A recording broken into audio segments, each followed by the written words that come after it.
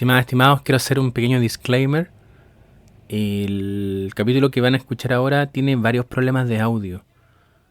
Sobre todo mi pista. No sé, se me cayó el micrófono y no me fijé que tenían estos problemas. Así que ruego disculpas y bueno, los dejo con el capítulo. El capítulo está bueno en contenido, pero tiene este pequeño detalle de audio. Así que ahí vamos. Que lo disfruten.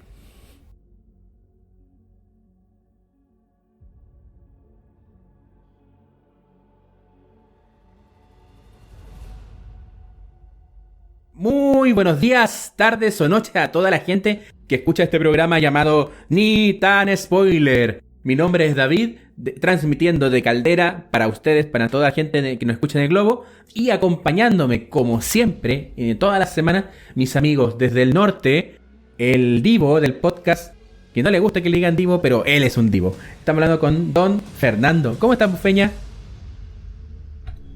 Bien, Amaya, súper bien. Seguimos en cuarentena y aquí en Antofagasta ya creo que hoy día empiezan a abrir los malls. El Falabella por lo menos quieren abrirlo hoy día. No creo que sea una buena idea, pero ojalá no pase a mayores y no aumenten mucho los casos. Sí, más encima que ahora parece que no contábamos los asintomáticos que también están contagiados y duplicaron el número. O sea, tan brillante la estrategia de volver a la normalidad, esta supuesta nueva normalidad. Pero bueno, nosotros no somos los genios que están a cargo de todo. Y también desde Santiago de Chile, en la estrella del podcast, que brilla tanto, aun cuando está en cuarentena total, Don Rodrigo. ¿Cómo estamos, Rodrigo? Muy bien, amigos. Aquí grabando este nuevo capítulo. Espero que les hayan gustado los anteriores y este también lo queremos hacer con harto cariño. De hecho, hemos tenido algunos problemas técnicos, pero lo estamos tratando de sacar a la luz. También esta semana aproveché de ver algunas cositas. Vi una película que se llama How to Be Single, una comedia donde actúa Dakota Johnson. Y esta actriz, no me acuerdo cómo se llama, la Rebel Wilson, que bien entretenida, así que se las dejo batido porque hay gente que busca estas como comedias rapiditas. Y también vi varios documentales de una plataforma, holding de Disney, que se llama, en este caso, Disney Nature. Y bueno, hay unos documentales de elefantes, de felinos de África, de delfines, de polinización, muy buenos. Tuve la oportunidad de verlos y son como bien del estilo clásico, donde muestran como la vida en estos ecosistemas. Pero a la vez tiene la gracia de que puede ser visto por la familia en general, pero también incluye ciertos temas que generan conciencia. Entonces yo creo que ayuda a levantar ciertos temas, y además tiene como una particularidad, así como enganche, que son narrados por celebridades, actores famosos. Por ejemplo, no sé, el de Elefante está narrado por la Meghan Markle, la que, bueno, ahora pertenece a la familia real, o se está saliendo, que hizo la serie Sweet. ¿Quién más? Está la Meryl Streep en el documental de polinización, muy bueno, sobre todo este tema crítico de la polinización. Está también la Natalie Portman en Los Delfines. ¿Quién más? Samuel Jackson con Los Felinos de África. Todos documentales en verdad muy muy buenos. Y también vi Misión de Rescate, creo que se llama, que es la última que sacó Netflix de los hermanos rusos, los mismos de Marvel, con Chris Hemsworth, el famoso por Thor, y bueno, por Men in Black y otras películas más que han sacado, que es como bien simplecita, de acción. Es un mercenario que le dan una misión y él la va a hacer como todo mercenario por el tema de las lucas. Y en ese camino él va conectándose emocionalmente con la misión. Ya el dinero no es lo que más le importa. Entonces uno va viendo ahí como el desarrollo de este personaje. Y da un final más o menos abierto. No lo quiero contar para no lanzar mi clásico spoiler, dejarlo guardado para más adelante. Pero da como la impresión de que pueden haber más sesiones, más capítulos, más secuelas. Eso vi yo esta semana, no sé ustedes que vieron Amiguitos. Feña, tú tengo entendido que también viste esta película, ¿o no? Sí, Misión Rescate me pareció una película con harta acción, bien entretenida, pero quizá habría darle más sustento al guión. Con un poquito más de sustento al guión, yo creo que lo mejor incluso hasta se podría alargar. Pero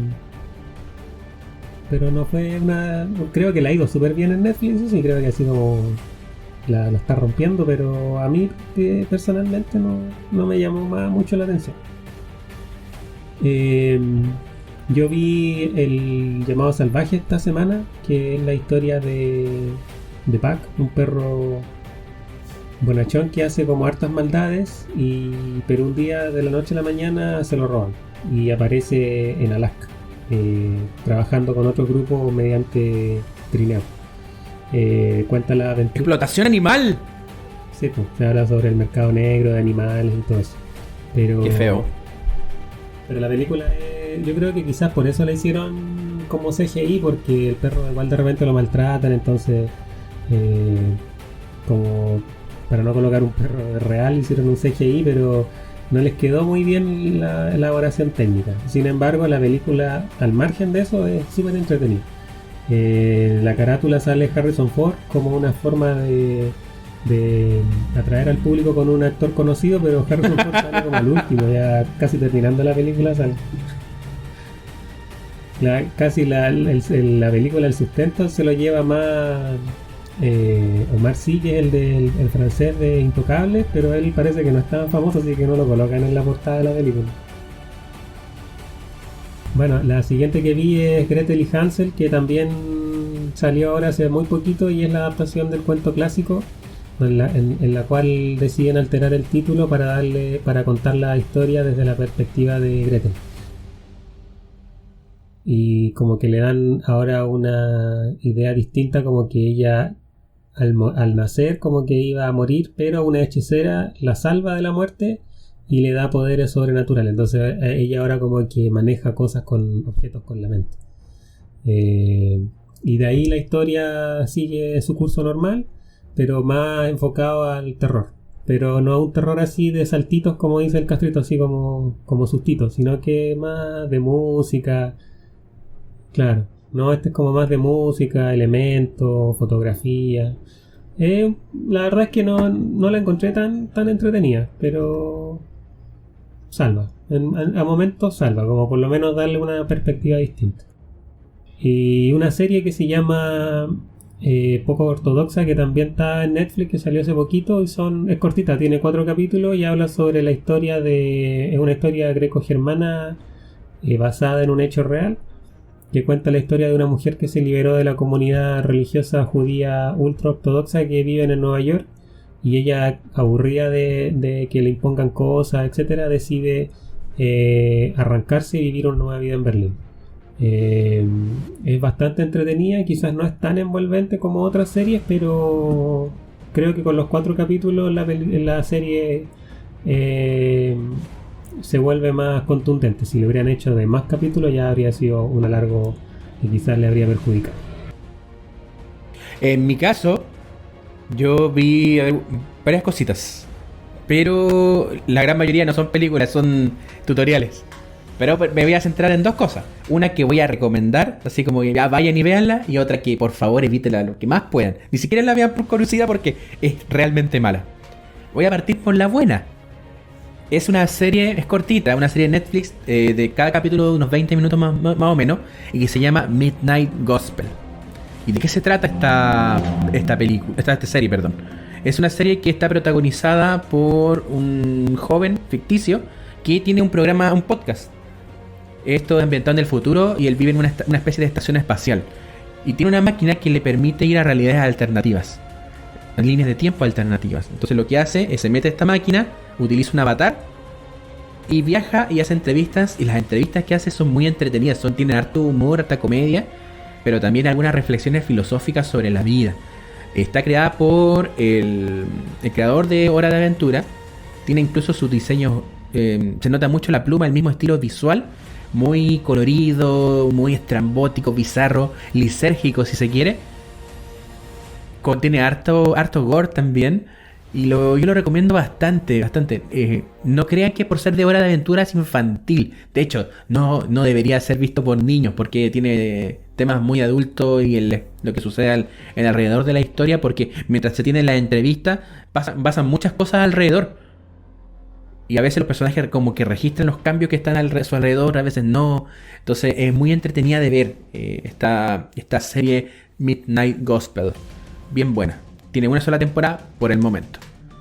Y lo segundo, esta es una anti-recomendación. Hace algunos capítulos atrás, cuando hablábamos sobre las películas de Romero, nos enteramos que iba a salir una nueva película. La película llamada Corona Zombies. Es una película que se grabó en 2 días. Y puta que se nota que se grabó en 2 días. Se entiende también por el contexto de cuarentena que vive en el mundo. Pero trata de hacer algo muy similar a lo que hizo Kung Pao en su momento. Kung Pao es una película de comedia en la cual toman una película china de Kung Fu y doblan paródicamente todos los diálogos y ponen diálogos chistosos y le meten metraje entre medio. Entonces con eso arman una historia. Aquí hacen algo similar, pero sin el talento que tenía la gente que hizo Kung Pao. Lo primero, rompe la cuarta pared, pero es muy cómodo. Tienen de verdad actuaciones. Los personajes, la de metraje original es muy malo, es de muy mala calidad. No tiene ningún sentido, y ni siquiera por ser chistoso y autoconsciente. Es como que a la persona que hizo esta película en realidad empezó a tratar de rendirle tributo a las películas que no debería haberle rendido tributo. O sea, en los créditos le agradece a los creadores de Zombie Strippers. Y Zombie Strippers es una pésima película de zombies. Entonces, y más encima mancha algunas referencias que hace con la personaje principal que se llama Bárbara de la historia ahorita de Romero, de La Noche de los Muertos Vivientes.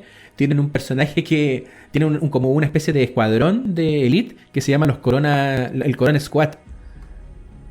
Y también son muy malos. Tienen uno que es de apellido Argento, lo cual me provocó un poquito de molestia pensando en la referencia que hace. Pero no, lo único bueno que tiene esta película es que explica el funcionamiento del virus, obviando el resultado zombie, pero explica muy bien los síntomas y todo lo demás, mejor incluso que el ministro de Salud chileno. Eso como comentarios de algunas cositas para ver y no ver. Ya, pues entonces, ¿les parece que le demos con lo que nos convoca?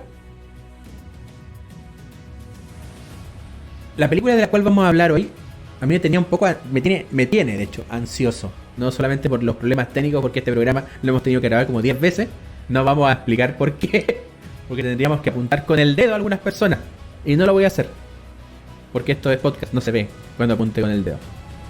Pero bueno, y me tenía muy ansioso porque esta es, en lo personal, es mi película favorita de la vida. Y la crítica en general y el público en general la ha catalogado también como una de las mejores películas de la historia. Esta es una película del 2015 que se ganó una cantidad ridícula de premios Oscar, pero no se llevó los premios principales y siento que se los merecía. En este caso, el premio a mejor director y mejor película. No se los ganó, pero es una película que perfectamente se lo merecía. Es la cuarta entrega de una saga de películas tremendamente prendidas, películas películas de acción muy frenéticas. Están dirigidas por un viejito loco de nombre George Miller, y bueno, me refiero a la gran Mad Max Fury Road, o como se conoce en Latinoamérica y en España, Furia del Camino. Feña, ¿nos podrías contar de qué se trata Mad Max Fury Road? Sí, Mad Max es una película australiana dirigida, producida y coescrita por George Miller y protagonizada por Tom Hardy junto a Charlize Theron. Fue estrenada el 14 de mayo del 2015 y la película está ambientada en un futuro post-apocalíptico, siendo la cuarta entrega de la saga de Mad Max. Fue nominada a 10 premios Oscar y fue premiada con 6 estatuillas. La película está ambientada en una futura y post-apocalíptica tierra desierta, donde la gasolina y el agua son productos escasos, y donde Mad Max cree que la mejor forma de sobrevivir es ir solo por el mundo. Sin embargo, se ve arrastrado a formar parte de un grupo que huye a través del desierto en un Warwick conducido por una emperatriz llamada Furiosa, quienes escapan de una ciudadela tiranizada por Immortan Joe, a quien han arrebatado algo irreemplazable que son sus esposas. Enfurecido, el señor de la guerra moviliza a todas sus bandas y persigue implacablemente a los rebeldes en una guerra de la carretera de alta revolución. Es la cuarta entrega de la saga posapocalíptica que resucita la trilogía que a principios de los 80 la protagonizó Mel Gibson. Ya, pues entonces partamos por términos generales. Chillo, ¿qué les pareció la película en general? Antes de empezar ahí a desmenuzar. Por mi parte, bueno, a diferencia de mis compañeros, esta película en verdad yo no la había visto. Como les comentaba en capítulos anteriores, trato de ver una película que me quedó en el tintero como semana a semana, al menos una.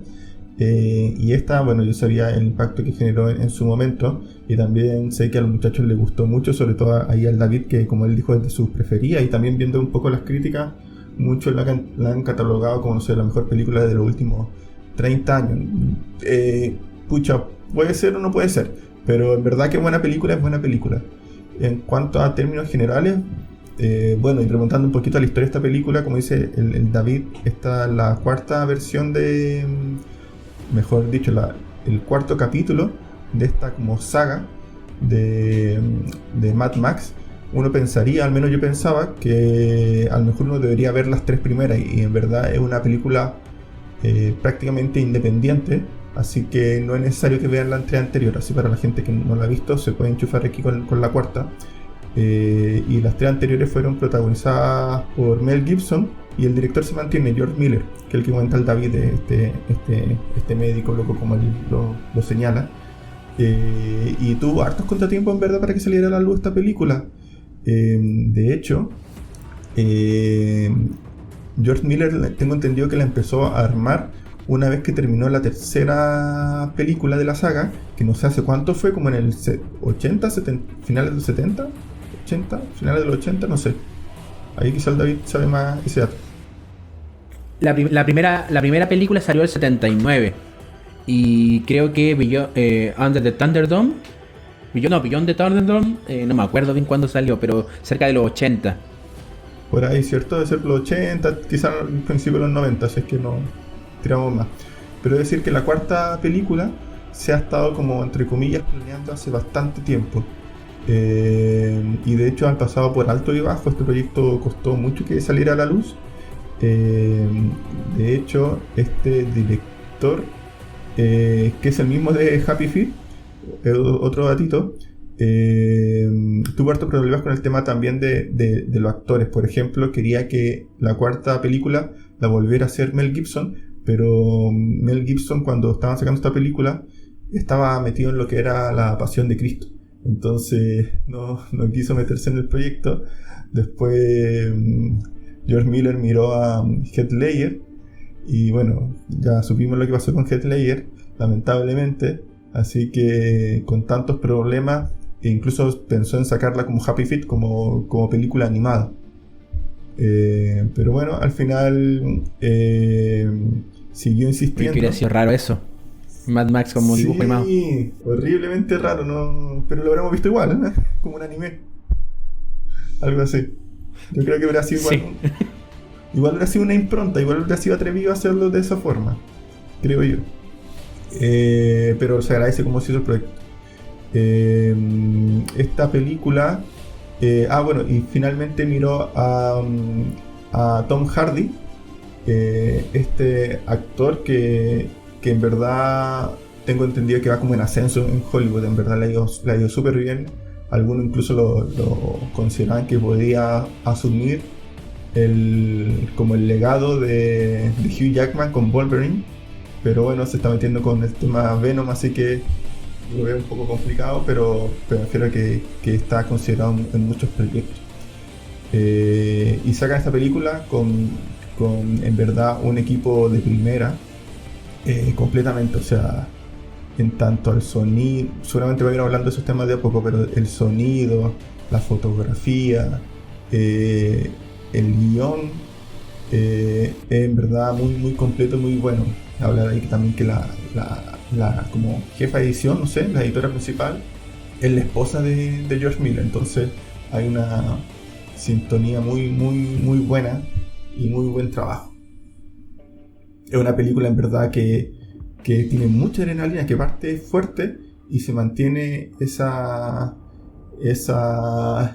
nivel, ese decibel en la película por la mayor parte del tiempo, así que bastante bien.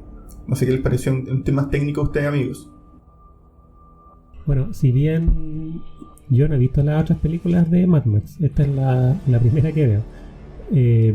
Por lo tanto, yo tenía entendido de que era un reboot. Mamá ya en los capítulos anteriormente nos hizo el capítulo fallido. El objetivo de que según él no era un reboot, pero sin embargo, para mí, al margen de que de la ubicación que tenga esta película dentro de la saga de Mad Max, para mí es una película que tiene una contundencia y que se hace por una razón justificada.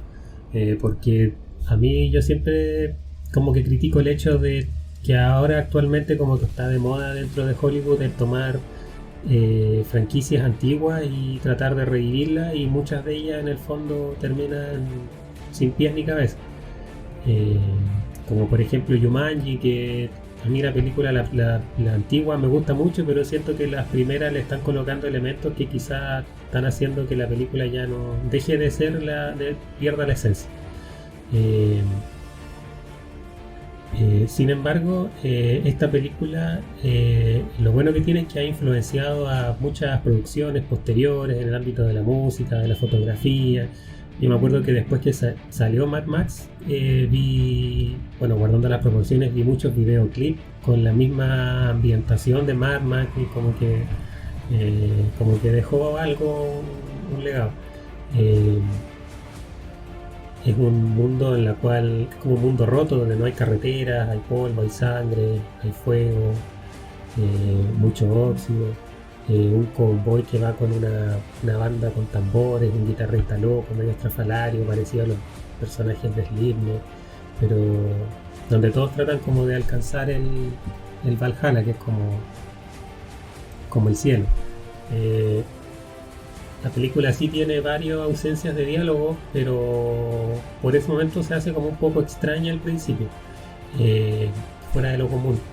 Sin embargo, como que esa ausencia de diálogos le hace ver como más dura. Y cuando utiliza el lenguaje, que es mínimo, la escena para mí se ve como con más fuerza.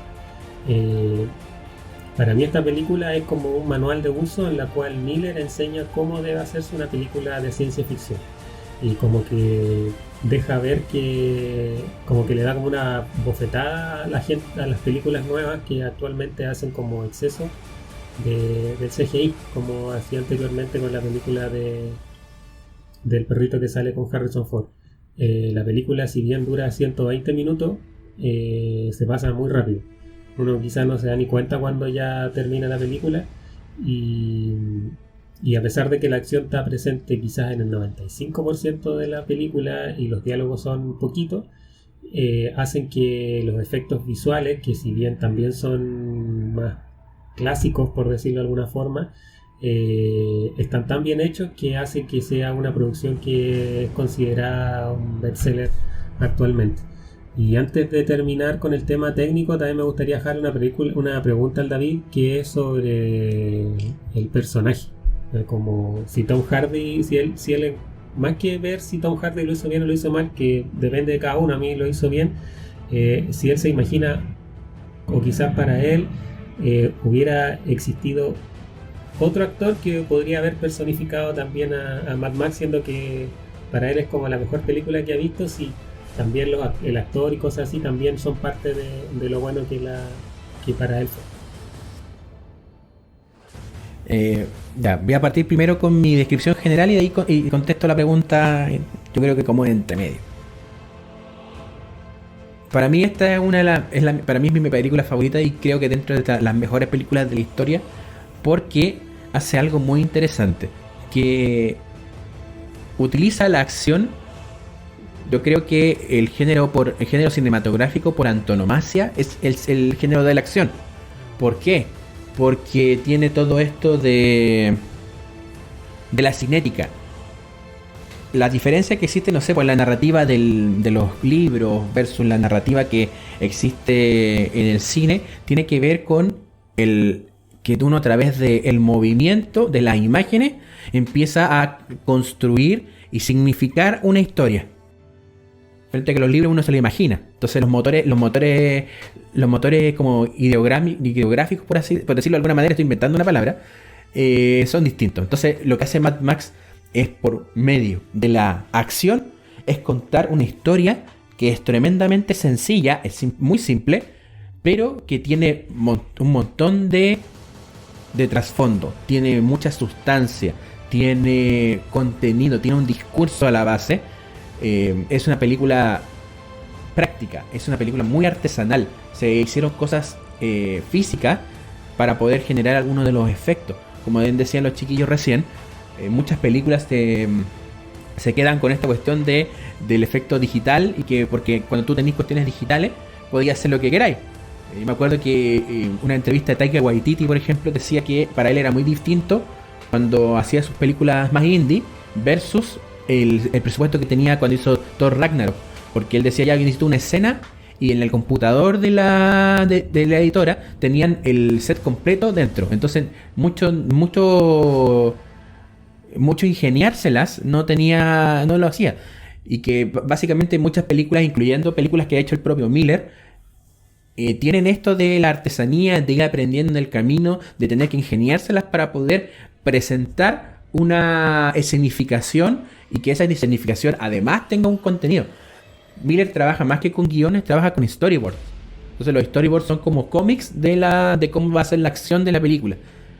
Y se va imaginando esas cosas. Este caballero llevaba tantos años en su cabeza teniendo esta película, y al final cuando logró poder concretar y presentarla y crearla, pudo refinar, depurar y pasar por un sedazo muchas de las ideas que estuvo desde el año 85, que encontré el datito. O el 85 fue la última de las Mad Max, que fue Beyond the Thunderdome, que es de las 4 la más baja. Ahora bien, respecto a la pregunta que hacía recién mi compañero, siento que el actor que interpreta es muy relevante, y que George Miller hace un buen casting eligiendo a Tom Hardy. Que Tom Hardy, muchos de los papeles que tiene más reconocidos son papeles en los que tiene tapada la boca, y que con el tema cinético, con la forma de interpretar, de moverse, entrega más el contenido. Por ejemplo, en el Bane de Nolan, el Bane de Tom Hardy es bastante bueno. Esta otra película a mí no me gusta mucho, pero una película de aviadores. ¿Cómo se llama la película de guerra de Nolan? Si alguien me refresca un poco la memoria. Dunkirk. Me acordé, está, Dunkirk. En Dunkirk, claro, también está con una mascarilla. El personaje es bastante bueno, la película no, pero el personaje es bastante bueno. Entonces creo que Tom Hardy tiene esto de ser un buen actor. Y si me imagino a otro, yo creo que el casting de Heath Ledger era bastante bueno. Sí, era bueno. Yo hubiera escogido un actor como de unos 30 años quizás, si es que no hubiera tenido disponible a Tom Hardy. No me habría ido a la segura de poner, no sé, a DiCaprio, a ¿cómo se llama esto? A Brad Pitt, porque tampoco tienen la estampa que tiene Tom Hardy. Tom Hardy tiene esto de que, y yo creo que el personaje de Max es un personaje como curtido por la vida. No es como estéticamente el niño bonito, aun cuando estos actores interpretativamente lo podrían haber hecho. Entonces tendría que buscar a alguien como, no sé, con cierta característica física, y en lo interpretativo debe ser alguien que tenga mucho manejo del cuerpo, mucha cinética. Porque no me imagino a alguien que solamente tenga esto en lo interpretativo físico, verbal, por así decirlo, emocional. No, tiene que ser alguien que tenga esto de poder interpretar con el cuerpo, más que cualquier otra cosa. Eso como en términos generales. Ahora en lo que es como más profundidad. Hay una cosa que tiene esta película,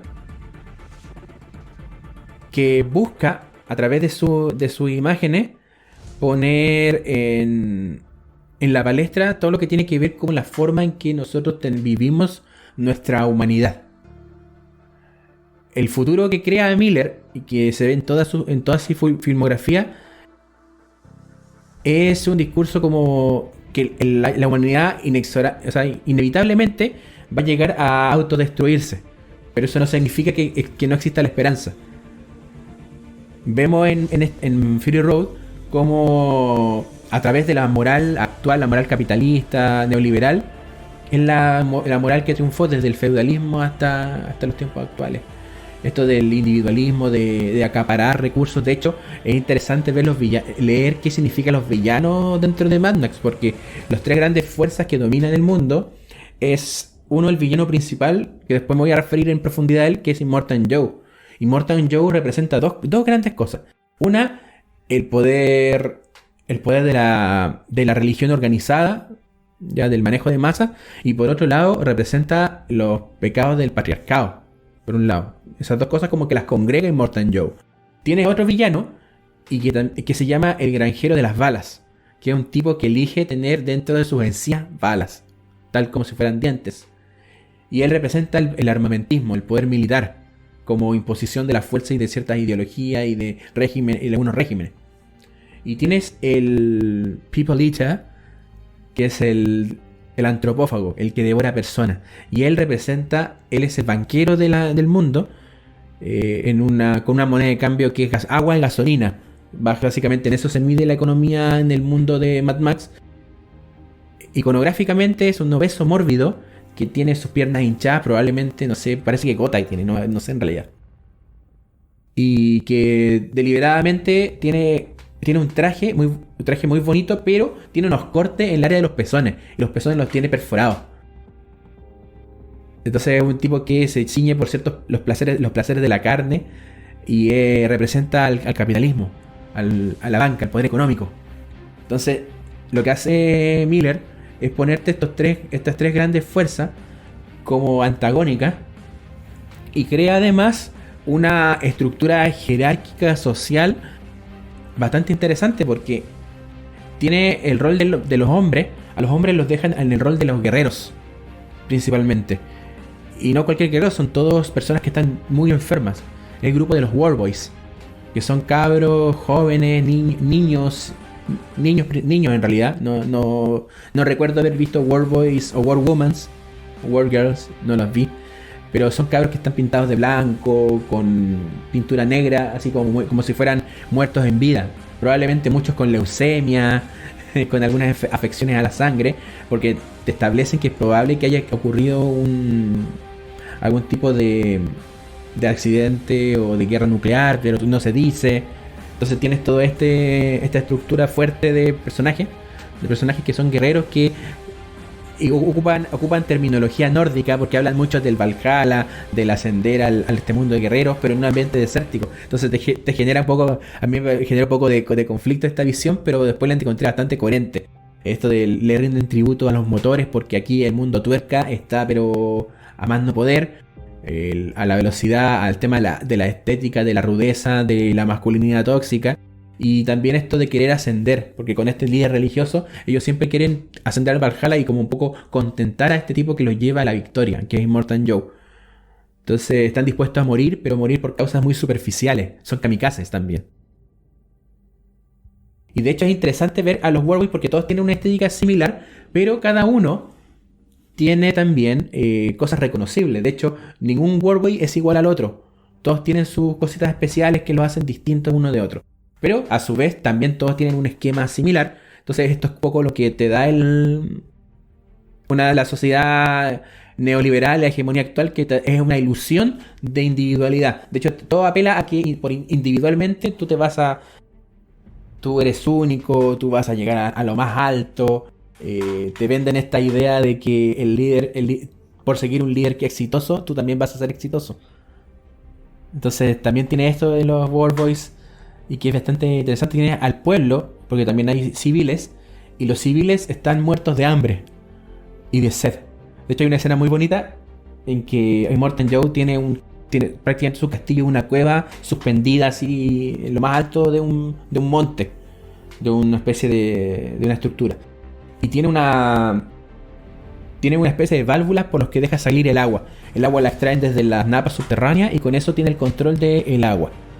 Y les tira agua así como unas migajas al pueblo cuando le está dando un discurso. La gente se agolpa, se empieza a pelear por un poquito de agua. Y Immortan Joe les dice: estén tranquilos, no se vuelvan adictos al agua.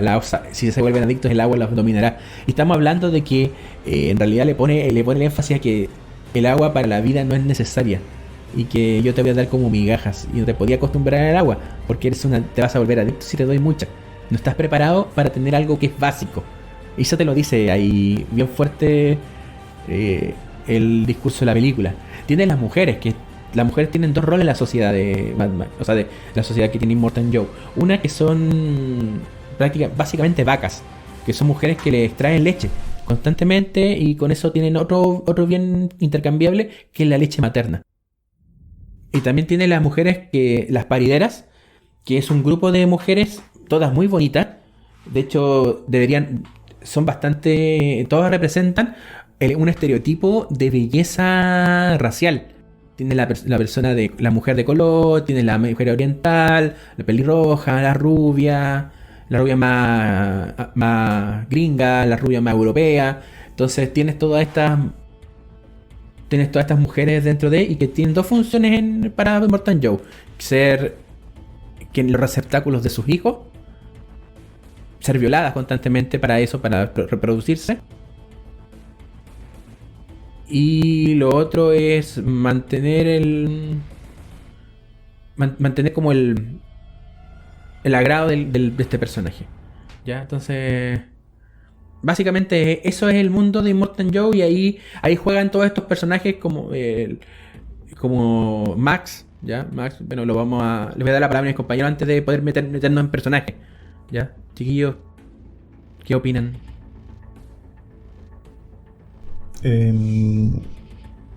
Bueno, esta película, como hay hartos elementos que han ido saliendo, así como de lo que ha comentado el Feña, lo que has comentado tú, me parece que, como remontándonos al contexto de la película, como comentó en la descripción el Feña, este es un contexto post-apocalíptico.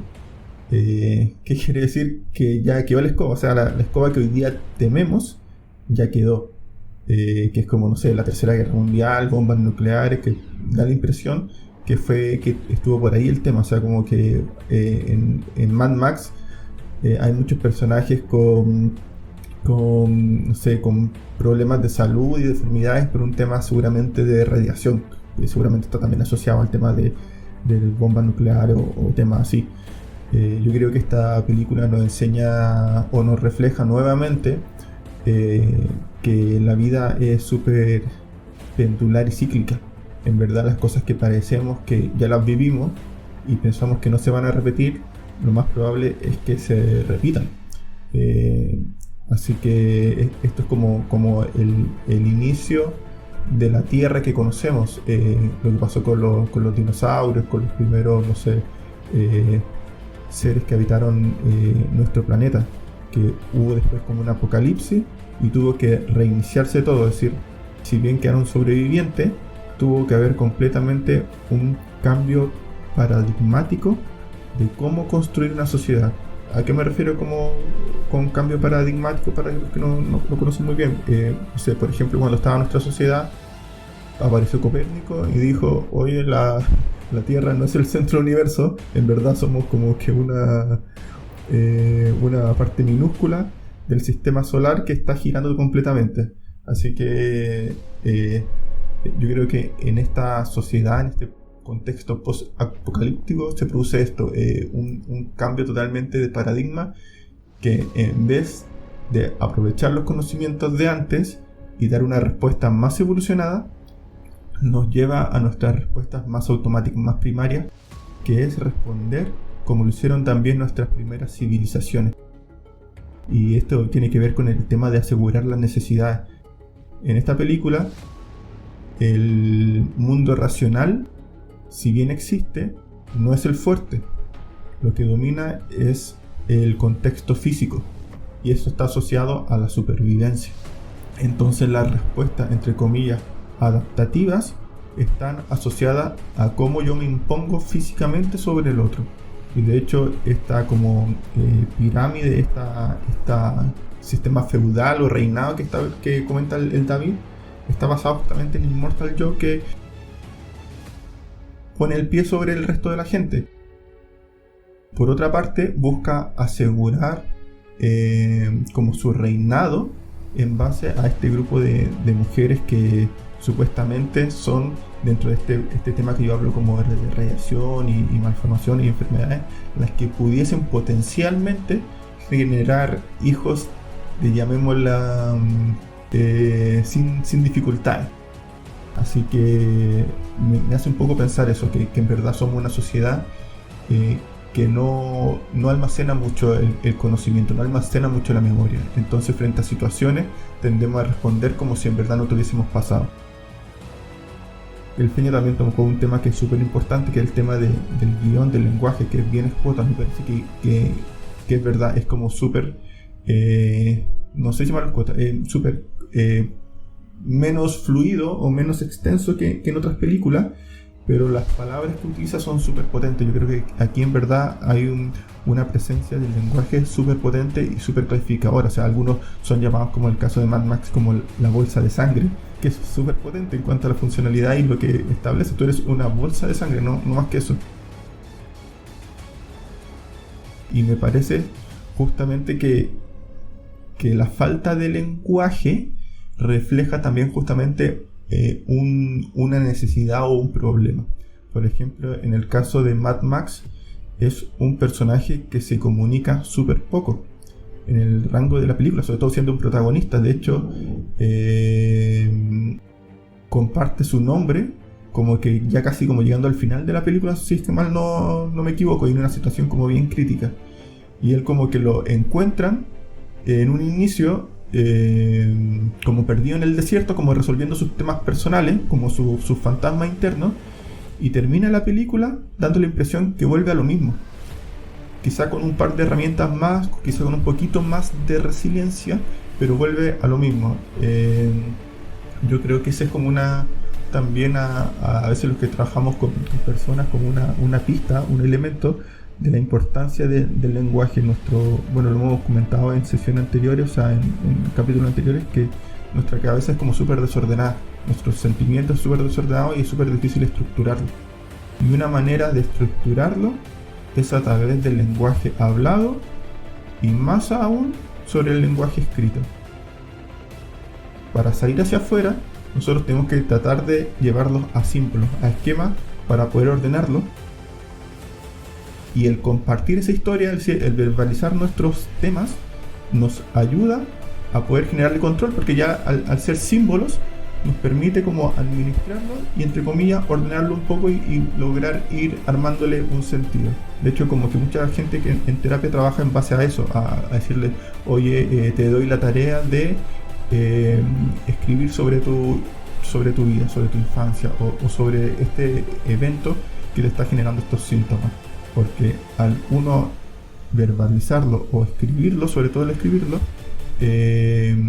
logra, como les digo, darle cierta estructura. Yo creo que a Mad Max todavía le queda esa tarea a los personajes, pero sobre todo a Max, de poder como verbalizar esos sentimientos, esos pensamientos, para poder entre comillas, seguir adelante, porque da la sensación que cuando termina la película él vuelve como que a su, entre comillas, cárcel interna, a esto que viene arrastrando, que todavía no ha logrado como resolver, como estos animales que se alejan un poco de la manada, asociado un poco a los documentales que estuve comentando en un inicio. Eso, y les dejo también esa inquietud que dejó el David, que les pareció en cuanto a los personajes y en tema también de los colores, que no hemos tocado. Yo la vi en colores, pero el Feña me hizo ahí el alcance de que esta película también salió en blanco y negro, así que a ver, les dejo un poquito la palabra. A mí la película me dejó como una sensación de ser una oda a la revolución, a la lucha, a la fe, a la esperanza. Max es como un personaje trágico, como una especie de antihéroe, y en el fondo él de lo que se preocupa es como de sobrevivir. Hasta que en un momento las fuerzas de Immortan Joe lo capturan y lo convierten, como decía Castrito, en una bolsa de sangre. Eso es lo que tú eres y de eso vas a morir. Pero como él tiene ese sentimiento de supervivencia, logra zafar y cae en el camión de Furiosa. Y la idea de él es robarle el camión para huir. Sin embargo, Furiosa hace que él cambie esa perspectiva de vida. Él antes era consciente de que él como que ahora se vuelve consciente de lo que significa formar parte de algo. Antes Max había como decidido convertirse en un demonio más. Es como un mismo Immortan Joe para él mismo. Solamente le importaban sus intereses y enfrentaba la vida, pero sin miedo, pero sin ninguna esperanza. A mí este personaje en sí me hizo alusión a otros que hemos visto en otras películas o en otras series, como por ejemplo personajes que habían tenido un pasado difícil, trágico, y eso había hecho que se volvieran como más duros en su forma de ver la vida y pensaran más en ellos mismos más que en el resto. Como, no sé, se me ocurre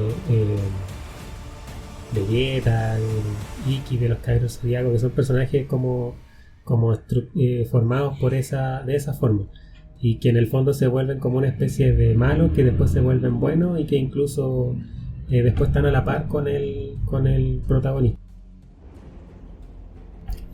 Sin embargo, quizás tenga algo que ver con el yin yang del taoísmo, que dice que todo lo malo tiene algo bueno y todo lo bueno tiene algo de malo. O sea,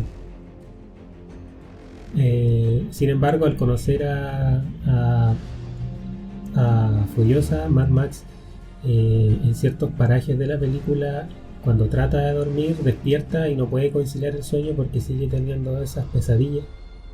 Pero en el fondo utiliza eso como para aprender de ellas, darse cuenta en el pasado en el que estaba y hacer más fuerte respecto a la nueva convicción, y empezar a darle un sentido a lo que es la esperanza y aprender a creer en ella. Me acuerdo de la parte en la cual Max le dice a Furiosa que la esperanza es un error y que si uno no arregla lo que está roto, en el fondo se vuelve loco. Que yo podría quizás tener esperanza y creer de que este mundo roto va a estar mejor, pero me puedo volver loco tratando de mejorarlo cuando me conviene más quizá sobrevivir. Pero también se ve en cierta forma con el personaje de Nux, que él en el fondo lo que quiere es morir. Él está buscando más que como al revés de Max, que Max lo que quiere es sobrevivir. Nux lo que quiere es morir, pero Nux lo que quiere es morir en lo alto para alcanzar el Valhalla. Y para eso él, lo que se le ha inculcado quizás es de que él tiene que combatir al lado de Immortan Joe y obedecerlo y venerarlo incluso como a un dios,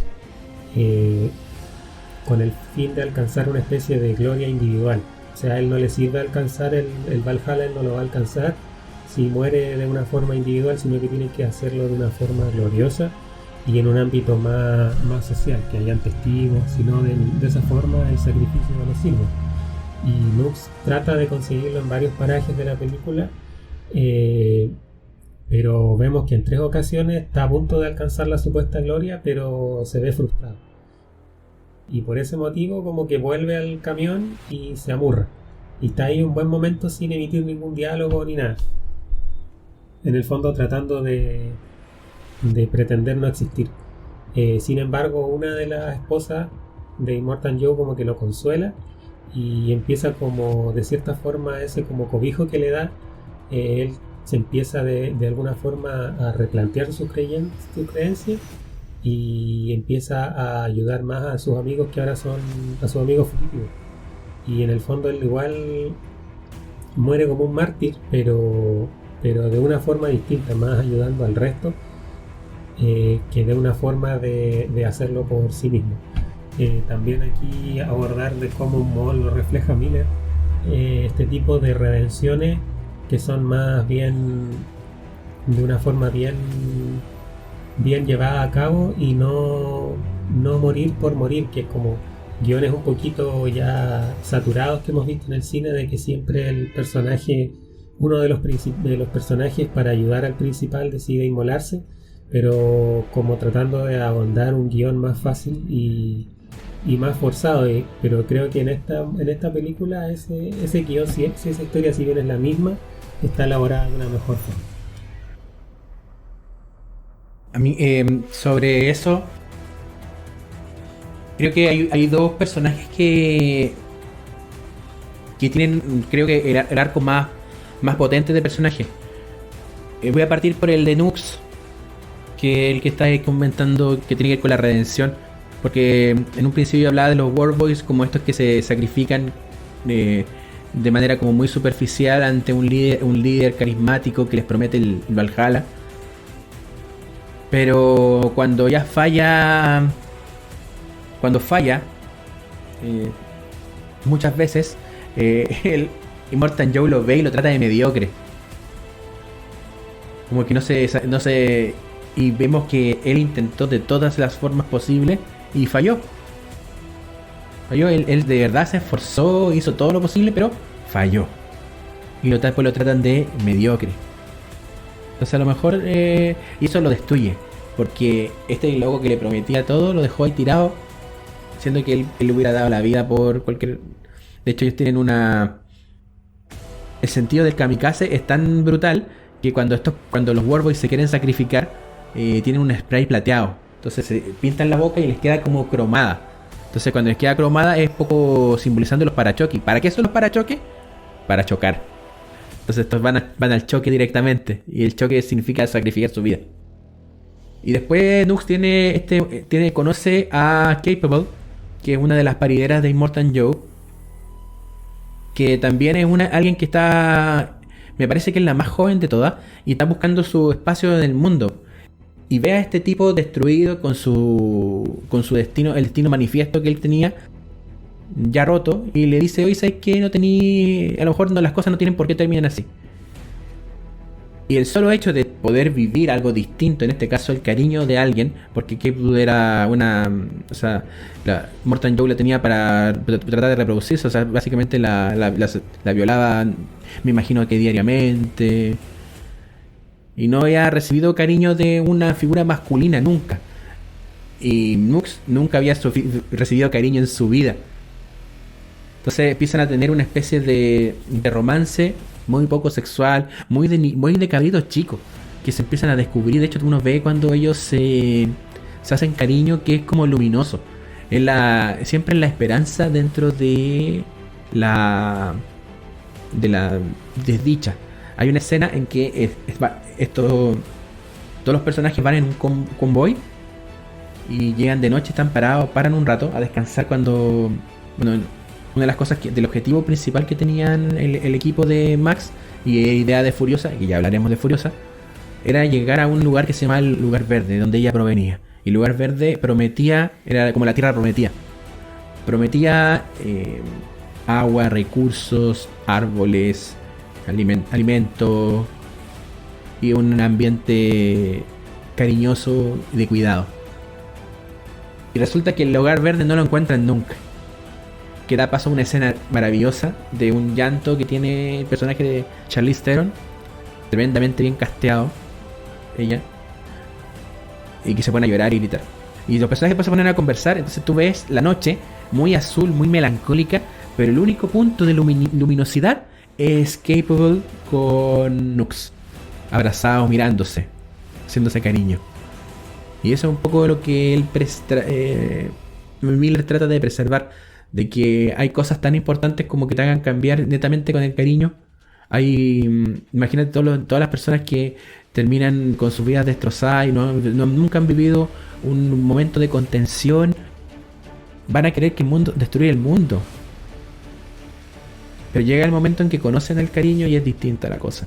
Y acá Nux de hecho también hasta resignifica esto del que me testigo, porque cada vez que se iba a matar un World Boy, decía "Witness me", como sé testigo de mí, sé testigo de lo que voy a hacer.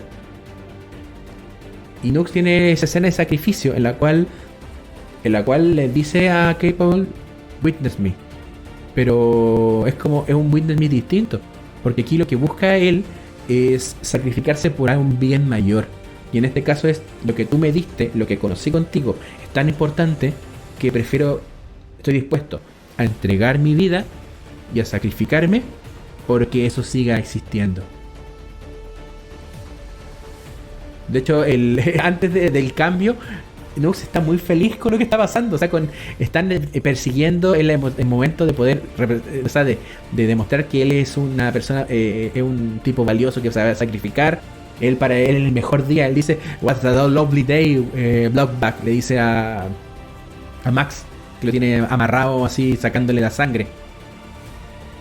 Y él está maravillado con esto, porque está maravillado con las cosas que puede hacer, no con quién es. Y la gente somos más de las cosas, de lo que hacemos. O sea, como que la dimensión de la personalidad del ser humano, del individuo, no está en este personaje. Hasta después de conocer a Capable, que le empieza a enseñar un poco de la humanidad. Y el otro personaje que creo que también es interesante de revisar, y siento que es la verdadera protagonista de la historia, porque Max en todas las películas siempre es una variable, siempre es el samurái que está ahí dando vuelta y que por casualidad le toca enfrentarse a lo increíble, y él no quiere estar ahí y trata y evita porque se castiga a sí mismo, se siente culpable, hay mucha culpa en Max y evita estar. Entonces siempre son otros los personajes secundarios por los que conocemos y le devuelven un poco la humanidad a Max, y son los que, porque él decide pelear por los objetivos de otros, nunca son sus propios objetivos.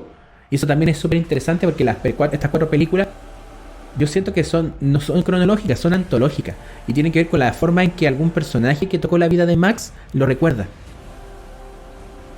Por eso lo podemos recordar distinto, en algunas veces más gruñón, otras más violento. Por ejemplo, acá en Fury Road es más gruñón, pero en El Guerrero de la Carretera, que es la segunda película, es mucho más violento, es mucho más agresor. Entonces, eso también se da. Pero al punto que iba. Conocen a Furiosa, y Furiosa está dentro de otro escalafón de la sociedad de Immortan Joe, que es una Imperator. Las Imperator son como los que manejan los camiones de guerra. O sea, tienen un alto rango. Ella le cortaron un brazo, no sabemos por qué le falta un brazo. Tiene un brazo mecánico que hace las veces le suple la parte faltante. Y ella decide robarse el convoy, sacar a todas las chicas de ahí, porque ideológicamente hay algo de base. Hay un personaje que se llama Anhara, que es la paridera que tiene más meses de gestación. Entonces está a punto de dar a luz. Y es la líder intelectual del escape. Porque ideológicamente ella habla sobre un discurso de emancipación personal, femenina, social. Es interesante que las personas, generalmente los que inician la revuelta, o sea, los líderes, los que se llegan a transformar en líderes, son personas que han tenido mayor acceso no solo a la educación, sino que también a cultura y a reflexión sobre su propia historia. Las parideras que vivían con Immortan Joe son personas muy cultas, que saben bastante. Están cuidadas por un personaje que se llama Miss Giri, que es una señora abuelita que tiene en toda su piel llena de tatuajes. Y los tatuajes corresponden a la historia del mundo, porque ya no existen los libros. Entonces la gente que transmite la historia en este mundo la tiene tatuada al cuerpo. Y eso ni siquiera te lo dicen, te lo muestran. Y un personaje que está como, ¿cuánto en total el metraje? Será unos 5 minutos con suerte en toda la película. Y tiene el medio trasfondo. A eso voy con la artesanía de Miller. Entonces se van con Anhara, debe haber convencido a Furiosa, y Furiosa se decide llevar a cabo este escape un poco para estar en paz consigo misma, y también porque la causa por la que quiere luchar es justa. Entonces está dispuesta a todo para poder lograr salvar a estas cabras. Dispuesta, pero a lo que se llama todo. a sacrificar su posición. Y además también nos cuentan que ella estuvo en un lugar en el lugar verde de las muchas madres, y que la raptaron de ahí con su madre. Su madre muere a los tercer días, como es de la resurrección de Cristo. Muere al tercer día la madre, no hay ninguna resurrección de por medio, y queda atrapada en y siempre está pensando pese a haber llegado a un rango alto en esta sociedad, constantemente piensa en irse, y tiene este anhelo como casi ficticio de que van a encontrar este lugar y va a ser todo mejor. De hecho, cuando viaja, se encuentra con su clan original en el desierto, que son las Bubalinis. Y le preguntan, la reconocen como Furiosa, y le preguntan: ¿y tu mamá murió? Y todas las mujeres que están ahí alrededor hacen un gesto de, con la mano, tomar tomar, ¿cómo se llama esto? El aire y ponerse en el corazón. Entonces, Furiosa, muy inocentemente, es como cuando tú recordáis algo que te provoca mucha ternura entrañable de tu infancia, y te acordáis y tienes como esta risa que es cómplice con uno mismo, y hace el mismo gesto, y ella le da mucha ternura y nostalgia el hacer ese gesto. Entonces, como haber encontrado el espacio con su gente, pero le provoca por un lado mucha felicidad, añoranza, pero también mucho dolor por no haber logrado lo otro del lugar verde. Entonces, Furiosa para mí es uno de los personajes femeninos más potentes que hay. Yo lo pondría en el pedestal con la Teniente Ripley, por ejemplo, que son personajes fuertes, buenos personajes femeninos, porque una de las grandes herencias que tenemos en el cine es la representación de una femineidad, pero no mostrarte a mujeres haciendo cosas de hombres, ¿ya? Es hacerlo desde otra perspectiva. Entonces siento que Furiosa tiene todo eso. Tiene todo eso a nivel interpretativo, te habla demasiado. Te habla demasiado lo que hace Charlize Theron. Ella es una persona que se entrega por completo a sus papeles. O sea, es cosa de ver, porque la que se ganó el Oscar, que fue Monster. Me parece que también le mete Lucas a Mindhunter, una serie de Netflix también bastante recomendable sobre asesinos en serie. Entonces esta tipa pone este personaje roto con esperanza, y lo hace muy bien.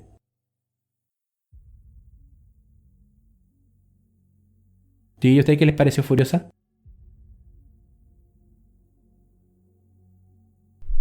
Por mi parte, en verdad, creo que, bueno, Charlize Theron, lo ha comentado el Feña varias veces, es una tremendísima actriz con un registro súper potente. Yo en verdad creo que el personaje fue armado potente, necesitaba una actriz potente, y Charlize Theron logró como realzarlo aún más.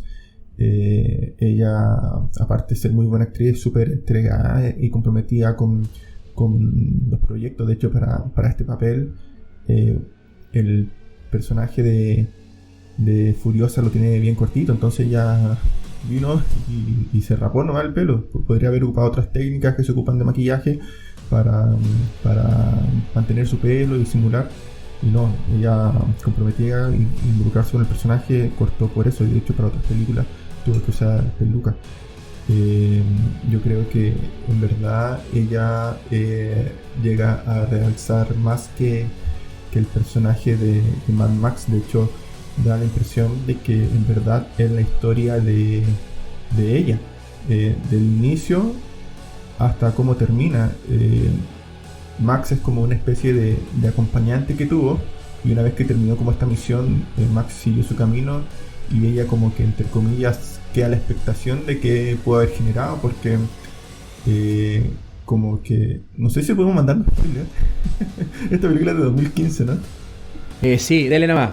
Vamos a poner una advertencia que este capítulo está lleno de spoiler. Es un clásico de Rodrigo. Bueno, murió Immortal Joe, y da la impresión de quién se va a quedar a cargo es ella, porque hay como dos líderes, y con quién va a negociar es con Furiosa. Entonces, en base a tú lo que comentabas de este nuevo como sistema feudal o algo así, en verdad no sabemos si Furiosa va a seguir siendo una matriarca, o sea, como que va a ser lo mismo que Immortal Joe, pero ella liderando, porque no sé, no da vestigios de que, ahora vamos a poner un gobierno democrático, ¿no? Entonces, y no sé si el otro líder va a estar muy de acuerdo, porque en verdad, si ellos bien tienen como sus mundos aparte, se conectan para el intercambio, entonces no sabemos bien qué va a pasar, como que de hecho como que yo creo que la tensión queda más en Furiosa que en Max, que en verdad se retira y uno piensa que va a seguir como con sus aventuras, porque de hecho sabemos que esta película Tom Hardy tiene contrato como para grabar 2 o 3 más, entonces lo más probable es que ya pronto tengamos noticias de una siguiente película. Así que no, en verdad yo siento que claro, como que mantienen a Mad Max como entre comillas el protagonista formal, pero Furiosa es como el personaje que se lleva ahí el peso del guión y el peso también de la actuación, sin desmerecer a lo que hizo Tom Hardy, que en verdad lo hizo muy muy bien. No sé qué te pareció a ti, Feña. Sí, o sea, bueno, un ratito de lo que decía Rodrigo de que este año se empieza a rodar Mad Max 5 en Australia. Pero respecto a lo que plantean sobre Furiosa, a mí me dejó la sensación, en mi parecer, de que la película lo que trata de hablar es como reflejar lo que es el autoritarismo o el gobierno autoritario, pero más que de gobierno, sino como una ideología. El hecho de destacar la presencia y la rebeldía que tiene Furiosa en ese ámbito, en ese lugar como inhóspito y violento, nos permite como conocer sus motivos y sus sentimientos y reflejar esa fuerza que tiene o el valor oprimido que se les da a las mujeres en Ciudadela. Quizás por eso, como nos contaba David en los capítulos fallidos, de que se taldó a esta película quizás de feminista. Yo no la encontré que abondara en ese punto. Sin embargo, sí lo encontré una que se da puntapié a reflejar lo que es la opresión. Y de ahí creo el personaje de Furiosa, de rescatar a estas mujeres que son en el fondo abusadas y terminar con Immortal Joe.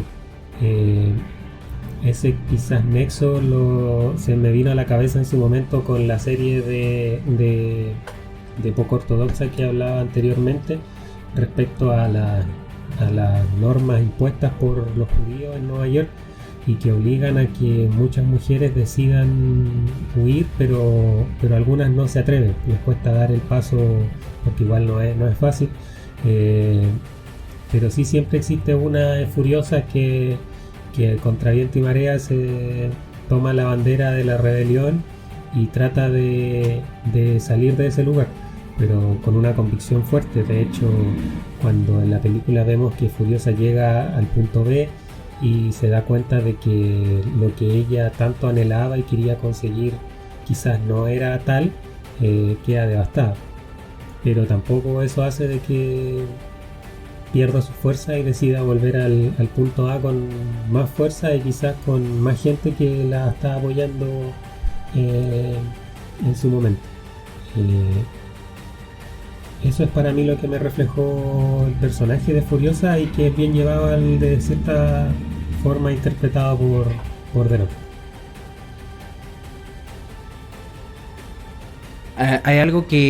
Hay una discusión que se dio mucho cuando salió la película. Y era que tenían dos fuerzas que acusaban como que trataban de increpar a George Miller. Unos que le decían que su película era muy feminista y panfletaria. Y otros que le decían que muy por el contrario no podía ser una película feminista. De hecho era muy machista porque utilizaba la violencia como mecanismo y motor para lograr cosas. Yo creo que no es ninguna de las dos. Hay una cosa que siento que que sí es la película, es que es una película profundamente antipatriarcal, más que feminista. vemos distintos personajes con un mayor o menor grado de alienación, de entender los métodos que tiene el patriarcado de dominancia sobre las personas. No voy a hablar ahora de las mujeres, voy a hablar sobre las personas, ya que es darnos estos roles estáticos, los cuales no son roles para matarnos y no permitirnos la amplitud de lo que somos como seres humanos, ¿ya? El cuento está en que, y lo voy a graficar con una escena bien interesante, o sea, con dos. La primera ocurre dentro del camión. Está hablando, está el camión, el convoy de nuestros personajes, de nuestro protagonista, va a ser atacado.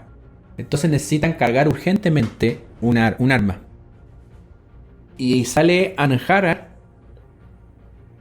y le pasan una escopeta. Y ella no es capaz de cargar la escopeta. No porque no sepa, porque la interpretación de ella dice que te da a entender de que sabe, pero ideológicamente ella no puede. ¿Por qué? Porque las armas son para matar. De hecho, ella a las balas le dice la antisemilla, porque tú donde plantas algo, una de ellas mata, solo hay muerte.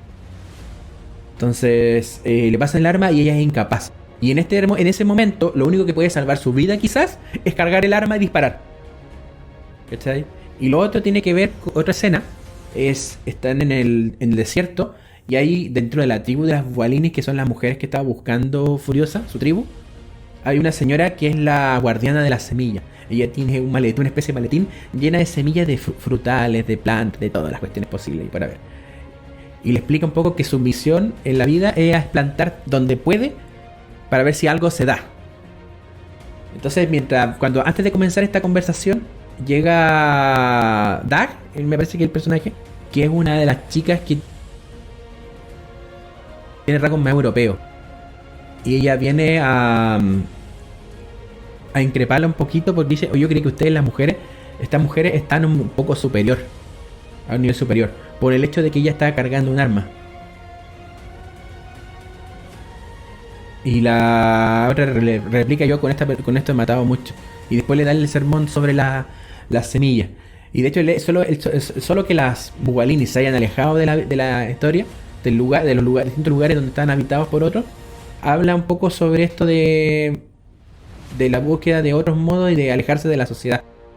Hay que entender de que desgraciadamente hay cosas que por el momento no se pueden obtener por la vía pacífica, y sobre todo en espacios de guerra. La supervivencia, por ejemplo, es parte de una respuesta inclusive la fisiológica, que viene en nuestros genes.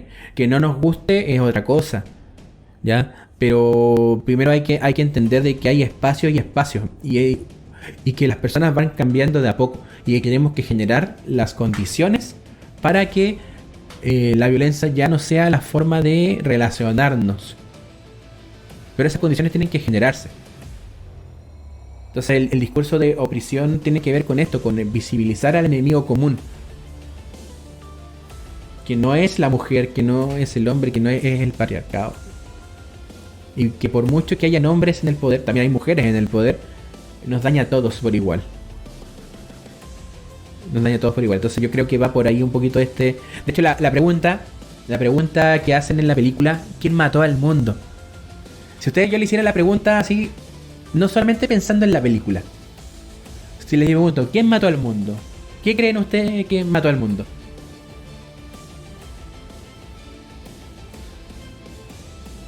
¿O lo está matando?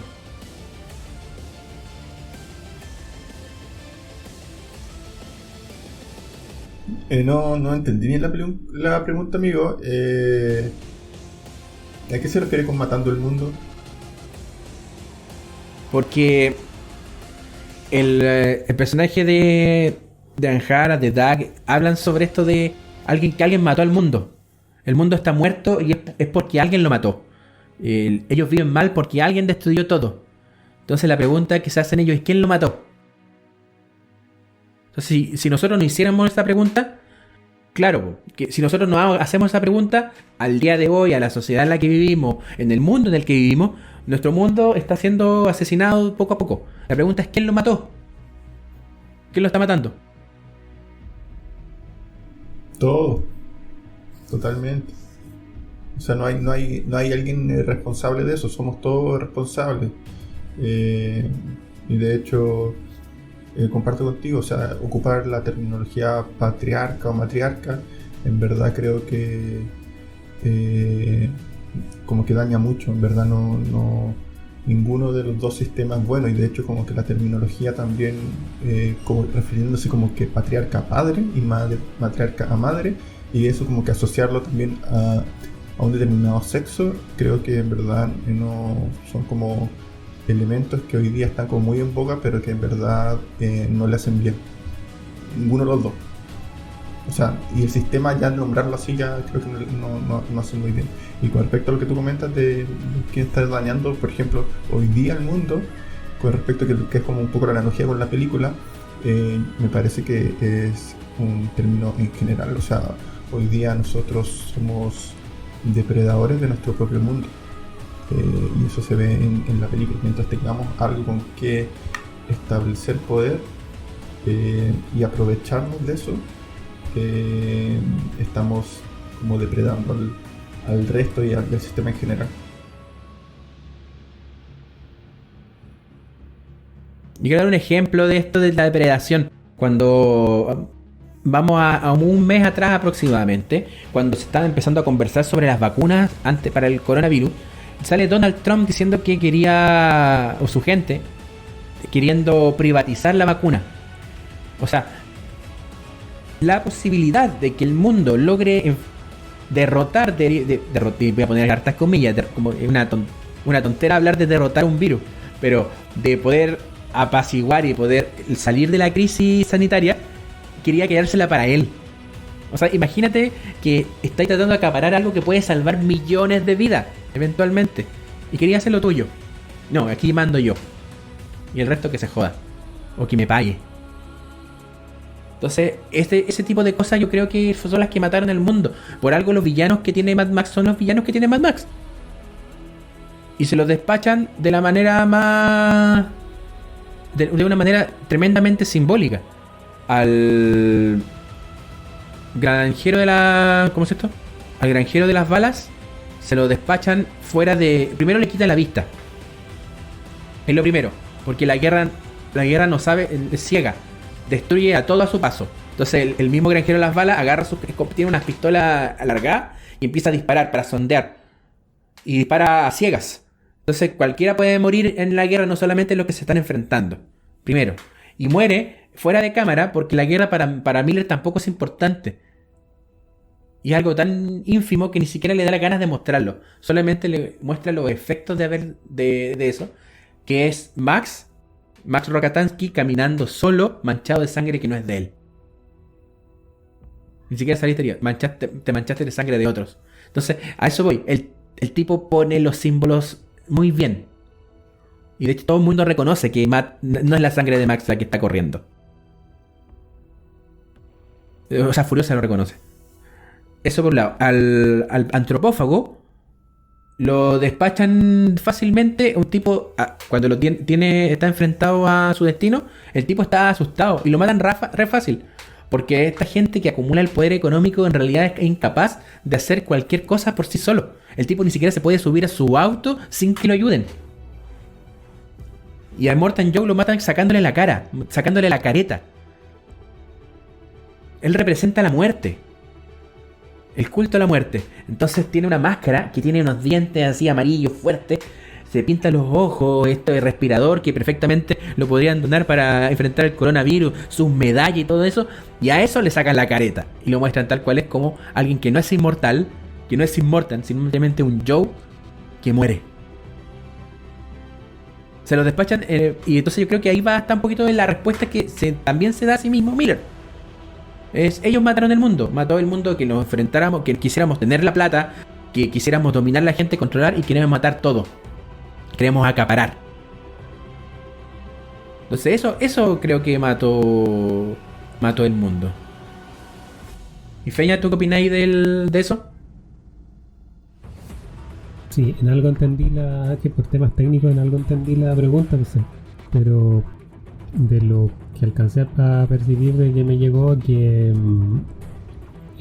sí comparto, pero Es una ideología de también ver qué va a pasar ahora una vez que Furiosa en el fondo si va a seguir como el liderazgo en esta cosa, reemplazando a lo que fue Immortan Joe, y ver el tipo de liderazgo que va a asumir en Ciudadela y cómo lo va a llevar a cabo. Pues en el fondo ella también tiene la misión de cambiarle la perspectiva, así como le hizo cambiar la perspectiva a Max, a las esposas y a Nux.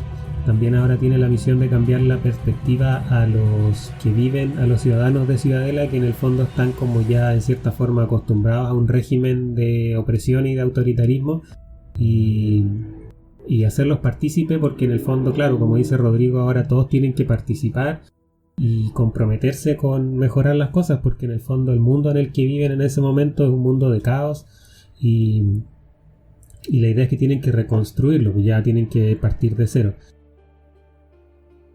Y esa misión y esa labor tiene que ser llevada a cabo por todos en un conjunto, y ojalá que no se lleve a cabo lo mismo, porque quizás Furiosa, al estar en el supuesto poder, quizás va a estar también tentada a ciertas acciones que la puedan llegar quizás a tomar un rumbo más autoritario y dejarse como corromper con lo que te ofrece el poder. Claro, es como derrocamos al poder, pero tampoco queremos volvemos a replicar sus modos. Y ese es un poco el miedo que existe, sobre todo cuando tienes, no sé, pues se ve mucho en las redes sociales, de estos como absolutismos morales, de la gente que se cree éticamente superior al resto. Y no, pues inclusive al que está equivocado, es un reloj que está echado a perder, da 2 veces bien la hora al día, siempre. Entonces a la gente con la que estamos en desacuerdo tampoco tenemos que apartarla. Tenemos que construir un mundo entre todos, porque si no estamos destinados a repetir el ciclo, por muy buenas que sean nuestras intenciones. Eso es tremendamente importante, y creo que acá también te lo grafican, porque los que llegan al final a derrotar a Joe son personas muy distintas, y van a tener que enfrentarse, como bien dices tú, a esta sociedad que tiene ya su estructura. Inclusive uno podría analizar cuál es el legado de este sistema. Y a mí se me grafica mucho en los hijos de Immortan Joe. Porque tú conoces 2 hijos. Uno es Rictus Erectus, que está interpretado, imagínense el dato bizarro que les voy a dar, por un ex luchador fracasado de la WWE que se llama Nathan Jones. ¿Y qué representa él? Es la fuerza, pero el cero cerebro. Entonces es como la mano que tiene el poder de ejecutar cosas. Porque Rictus es muy buen guerrero, es muy buen combatiente, maneja armas de alto calibre. Entonces el tipo es poderoso y puede hacer su voluntad. Pero, ¿cuál es su voluntad? No tiene cerebro para eso. Entonces él es el ejecutor, es el hijo. Y el otro hijo de Immortan Joe es Corpus Colossus, que es este caballero que tiene muchas malformaciones en su cuerpo. Tiene un cuerpo muy pequeño, se puede mover, y lo único que hace es mover un... ¿Cómo se llama? Con un telescopio. Con eso ve todo. Pero él físicamente es incapaz de hacer cualquier cosa. Tiene que hacerlo alguien por él. Y está postrado. O sea, este loco tiene el intelecto, es perverso, es maligno.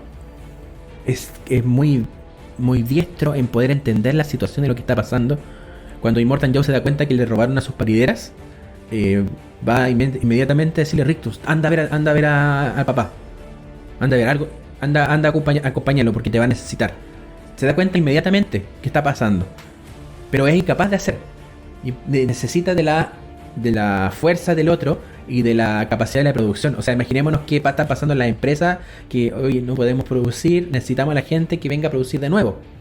Lo que pasa con la apertura de los moles acá en Chile. Me imagino que en el mundo, con todos estos que están poniendo políticas de proteccionismo a la empresa versus el proteger más a la ciudadanía, están empezando a... Hoy en realidad son bastante inútiles.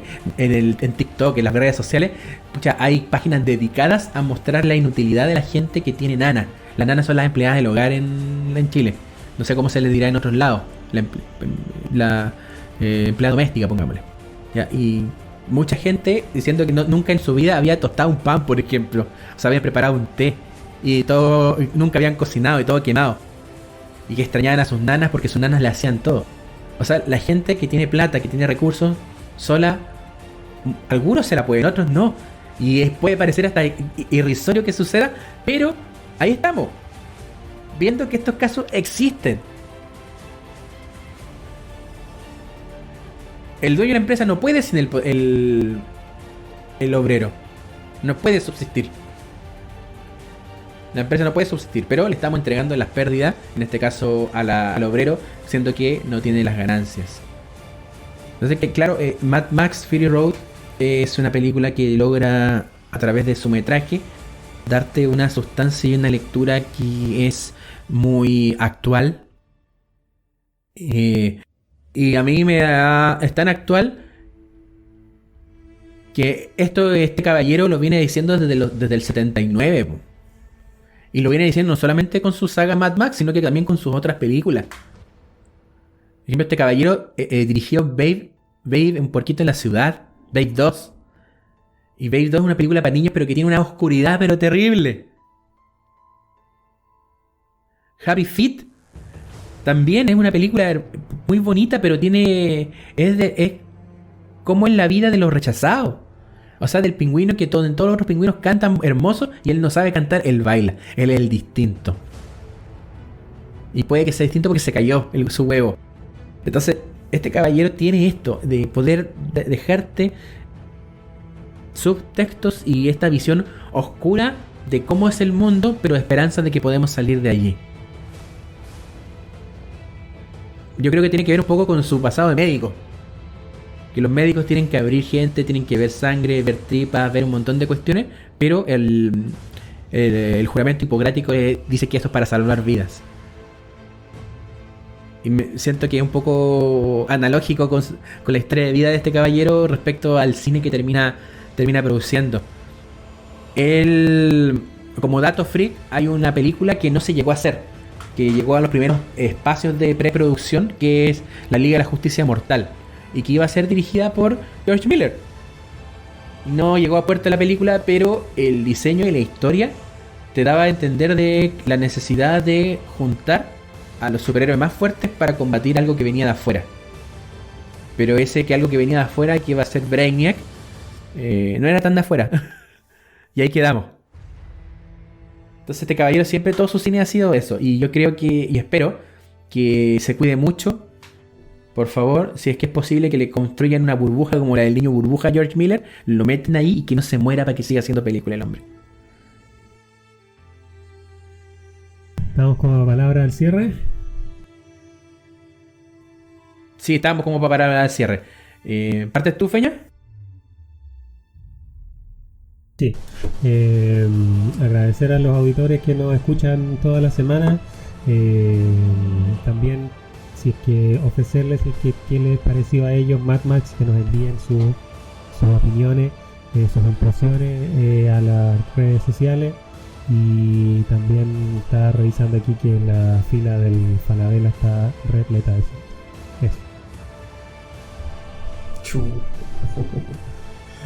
Yo por mi parte agradecer también a los que se quedaron hasta el final, que han disfrutado nuestros programas, y como dijo el Feña, invitarlos también a que nos ayuden a construir este programa en base a sus ideas, recomendaciones.